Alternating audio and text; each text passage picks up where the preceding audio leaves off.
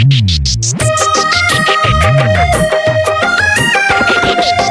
Recording studio Maniyari बाजार।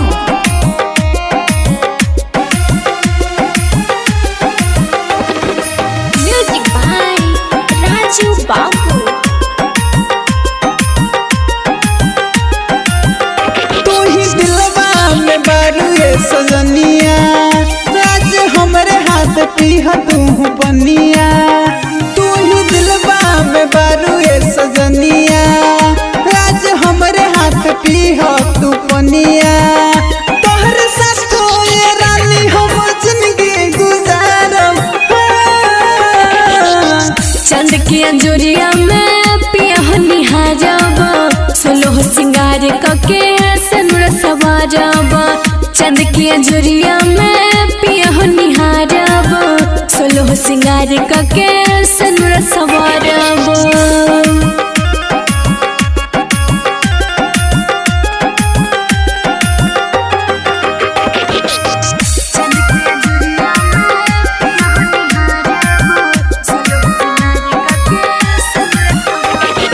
आज हो सुन करब चौथ के बरतिया, पूरा हुई सपना हमरे आजू के रतिया। तू हो रानी सुन राजा तोहर हम हो, रखिया तू साथे अपना साथो जन्म हो। रही अंगना में खाड़ सुना सजना हमार, रही अंगना में खाड़ सुना सजना हमार। सातो जन्म में नहीं तोहके बिसारब। चंद की अंजुरिया में रजह निहारब, सोलह सिंगार कके सनुर सवारब। चंद की अंजुरिया में रजह निहारब, सोलह सिंगार कके सनुर सवारब।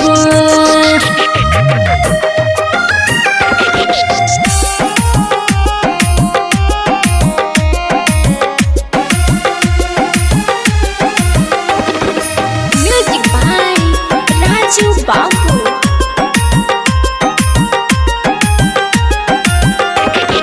खान खान खन के हमारे हथवा के कंगना, जइहन दूर कबो हमरा से सजना।